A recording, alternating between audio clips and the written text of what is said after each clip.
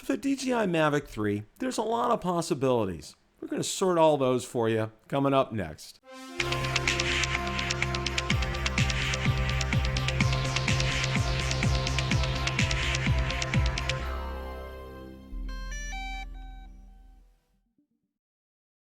Hi everyone, Bill from Bill the Drone Reviewer, where I make drone and drone related videos. If you're new here, welcome, and consider hitting the subscribe button so you don't miss any future content. With that, let's begin. The other night on Rotor Talk Live, Ron Brown, Marcus Crawford, and I took a deep dive into the DJI Mavic 3. We explored all the possibilities. Let's take a look at it in its entirety. We're gonna segue to the drone that everybody wants to know more about is the Mavic 3. Ooh. Now, originally, and I'll kind of, I'll kind of go back to maybe a little bit of history here. You know, it was originally scheduled to be at the end of January, right? And a couple of things have changed. It pushed back that date to summertime. Okay. And we'll go over the first thing. Now, the first thing is Skydio 2. And DJI saw Skydio 2 come out and they said, time out here. We need to beef up the obstacle avoidance on the Mavic series here. So that's one of the things that they took notice of. But something they took even more notice of, and it sent a lot of shockwaves through their headquarters in Shenzhen, is the Evo 2. All right. With the 8K and the 6K with a 1-inch sensor. The thermal, not so much, but those other two, yeah. And they are in a very affordable type of a price range for consumers at $14.99 and $17.99. So, it really kind of had a lot of reverberations. And DJI says, we need to take a step back here. We need to take a look at this. And, one of the things that right out of the gate that impressed me with the Mavic 2 Pro was the quality of that camera. And Ron saw it firsthand before he had his when we were at North Reddington Beach. I mean, that low light processing from that camera was it was jaw dropping. I mean, Ron, we got to see it in the viewfinder and looking at it because Ron compared his original Mavic Pro with that, and he was like, wow. Okay. It seemed like you were capturing twice as much light as I was as the sun was setting. It was amazing, Ron. It really was. And then when I got it home and I downloaded off the SD card, I'm like, holy cow. The light was it was just insane. It was just so awesome. It really was. I can't describe it. I mean, we were on that beach until it was almost dark. Yeah. I mean, we pushed the outer edge of the envelope as far as FAA rules are concerned, but we were still legal when we were flying. But the amount of light that sensor lets in the Mavic 2 Pro was off the charts here. So, one of the things that I can say is this, all right, we're definitely going to see with the Mavic 3, and I want to get your guys' thoughts on this too. In fact, you know what? Let's go to you guys first and get your thoughts on what you think you're going to see on the Mavic 3. Well, do you want me to start, Ron? You go right ahead, Marcus. So the Mavic 3, just as you alluded to, Bill, it absolutely has to have a better obstacle avoidance because of drones now, like the Skydio that just came out. There's kind of an emphasis on that. But I also say that with that, if you looked at Billy Kyle's last video, where he compared some following functions in his car with the Mavic 2 and with the Skydio, he was able to get further away with the Mavic 2 and get the bigger picture, and it followed his car down the road just as well as the Skydio did. Now, he had it up higher where it didn't have to do all the obstacle avoidance, but his point was this: it got a more cinematic view of things than the Skydio did.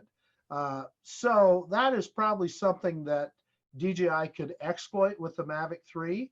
If they could improve it where it had some better AI that could do some of that, where it could maybe do what both the Skydio and the Mavic 2 did, and do it very reliably. One of the other things that Billy pointed out is that the Mavic 2, it only does obstacle avoidance in follow me mode at low speed. When you put it into high speed mode, it negates the obstacle avoidance. So I'm willing to bet that DJI is going to focus on improving that AI and improving that. That's going to be a big thing. And of course, I'll leave the cameras to you guys. You guys know way more about that stuff than I do. But no doubt, if you have a competitor like Autel that's putting out an 8K camera, I would think that DJI will feel compelled to do something like that. Of course, they've got that Hasselblad name, which is awesome too.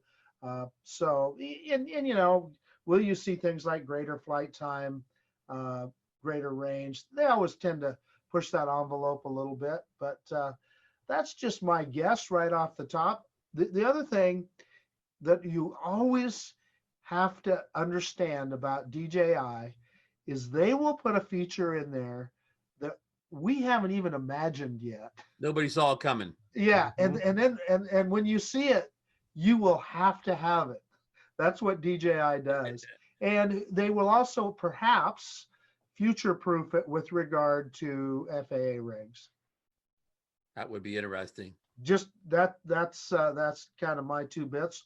Ron, what do you got? Well, before I get into my my wild predictions here, I want to refer back to Billy's video when he's following the car. Remember when I followed the Jeep on the beach? I don't know what I did there for Billy, and I didn't do anything but tap the button. Well, when your car comes on your screen, you tap the icon of the car. It's a person, it's a plus symbol, and a car, it's a symbol of a car. I didn't do anything but tap that car when it drove into my screen, and it followed that height. I didn't adjust that height, and it didn't follow nearly as low as it did Billy's car. Now, maybe it made a difference that Billy was driving his car and I wasn't.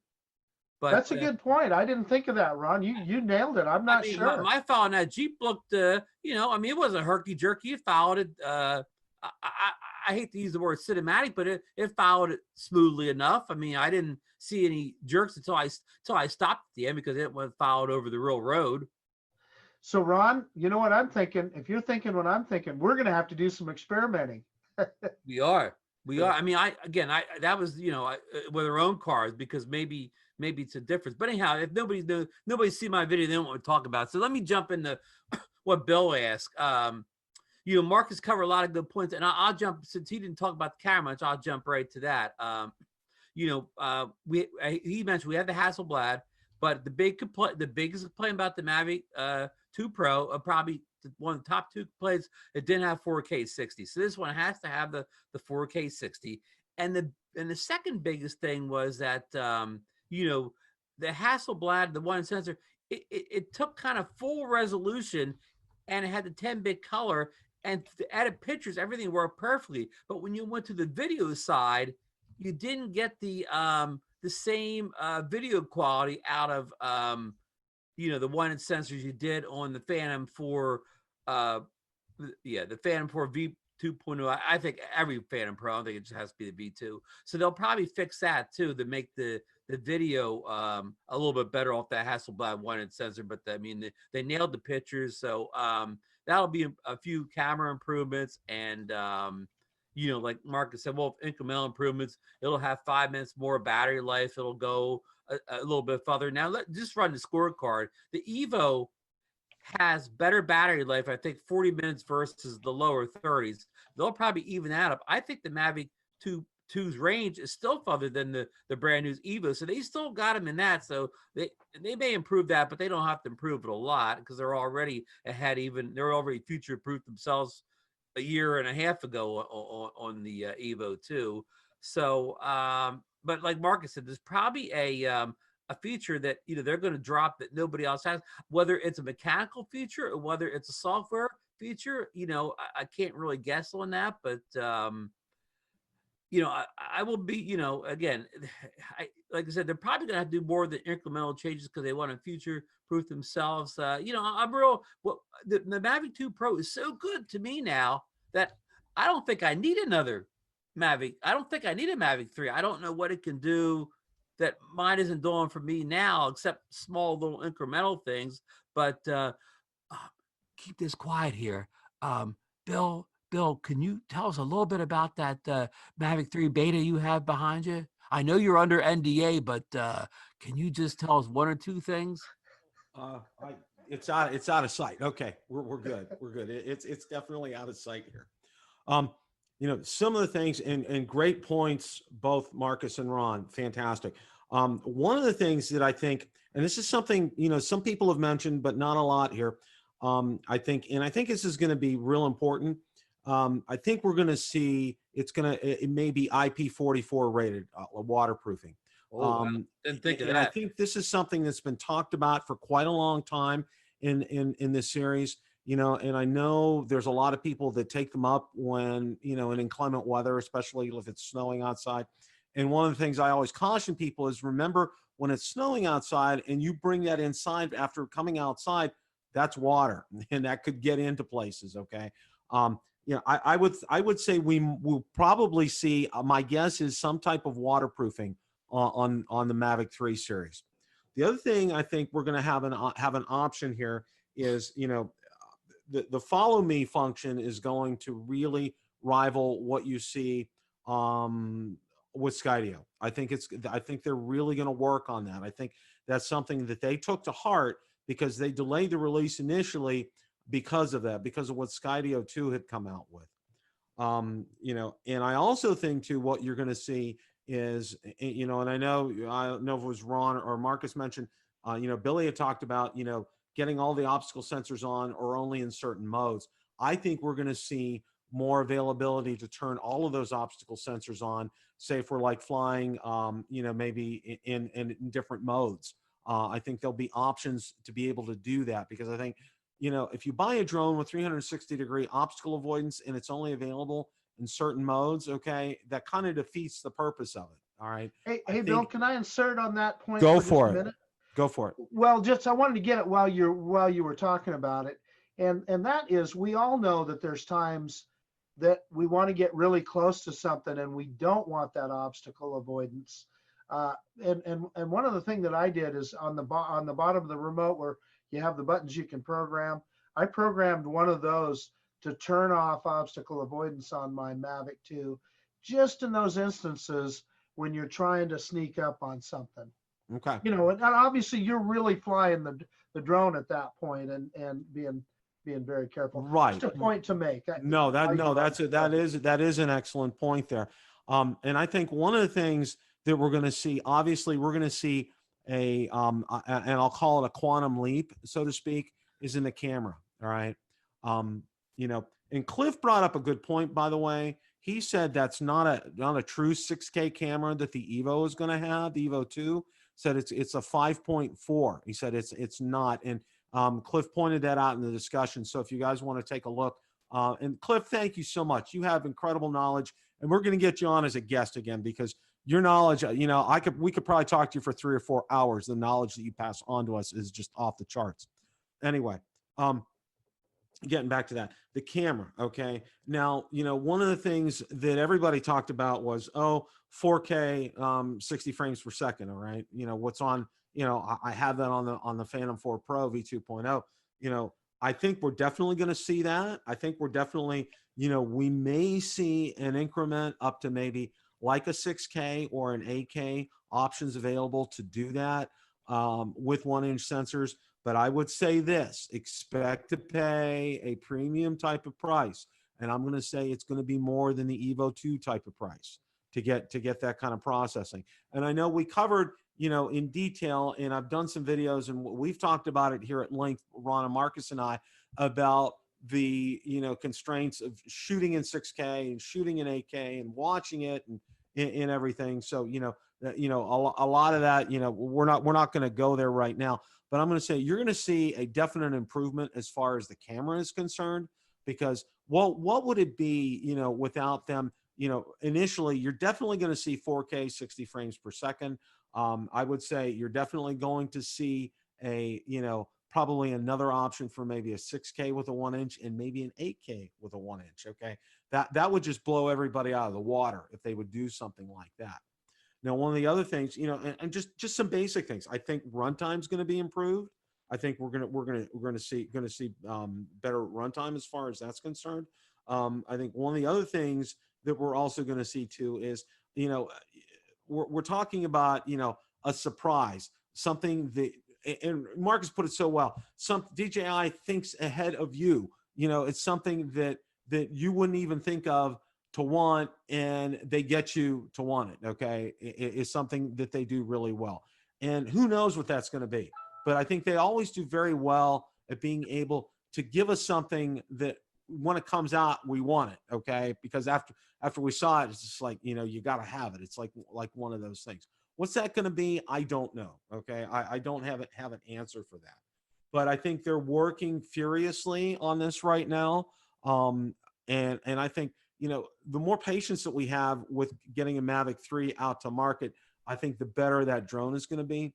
And I think DJI has definitely learned its lesson as far as releasing drones. And I'll go back to when the original Mavic Pro was released. If you remember, in October 2016, that was a big pain point for a lot of people. A lot of people didn't get theirs until December or January. I ended up ordering mine in January, and I got it the next day because they were in stock, believe it or not.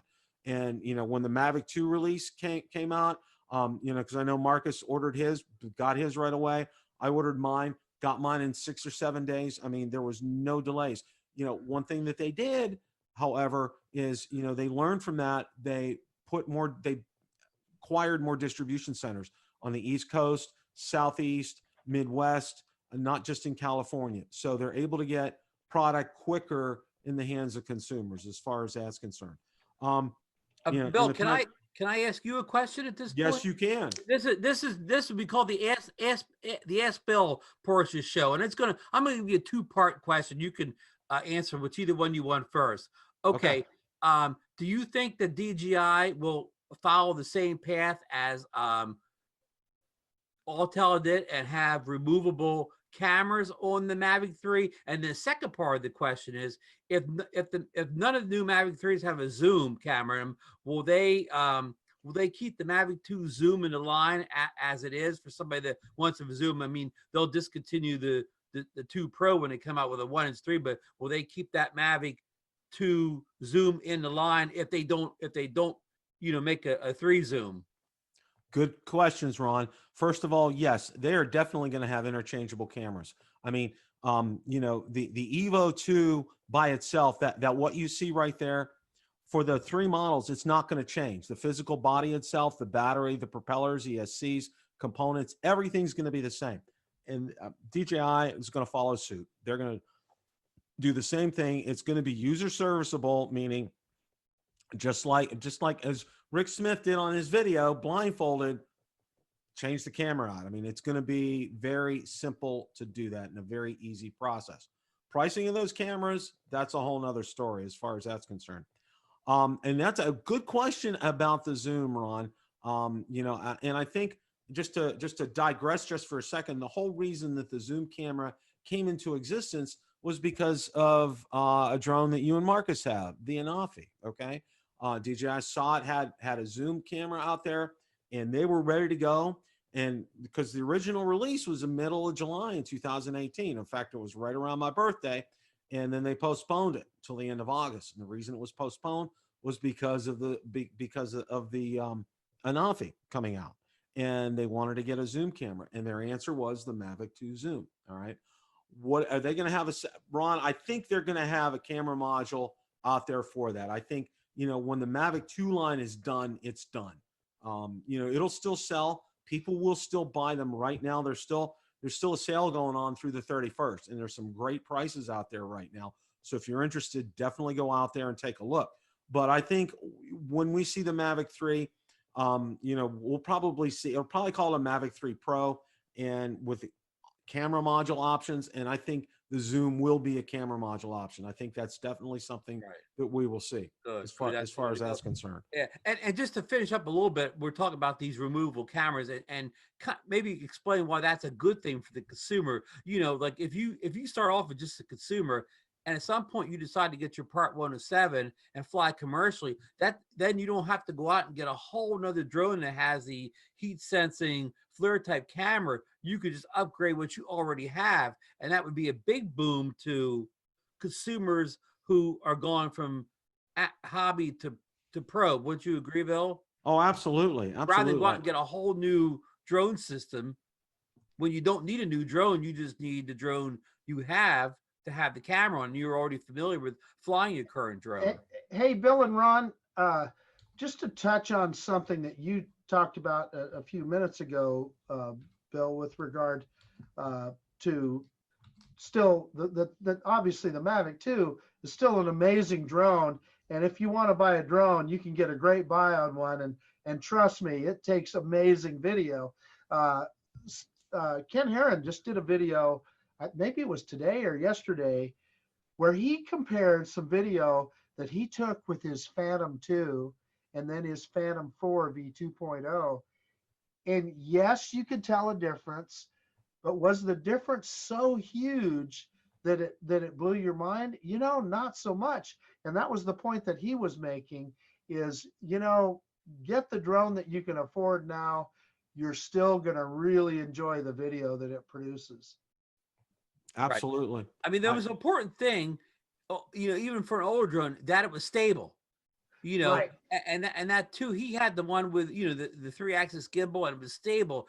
A drone from 3-4 years ago with stabilized video still was good video. It's just that the older drones, before they put in stabilization, they're the ones you don't want to go back and look at anymore. Right. Just to kind of close things up here, you know, there were a lot of great comments in there tonight. So suggest you guys kind of go through the chat again. I know there's, you know, Cliff brought up a lot of things, and Cliff, I'm gonna email you, and we're gonna get you on soon. Okay, I definitely want to do that. Question of the day: what features do you think will be on the DJI Mavic 3? Let me know in the comments section below. Thanks so much for watching, and remember, it's a great day to fly.